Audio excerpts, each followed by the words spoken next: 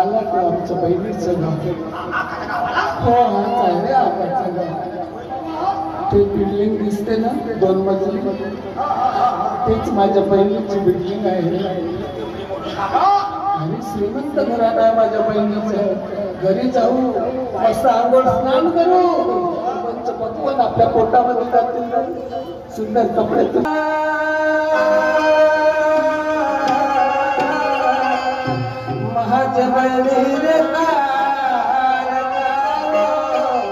अगं बाई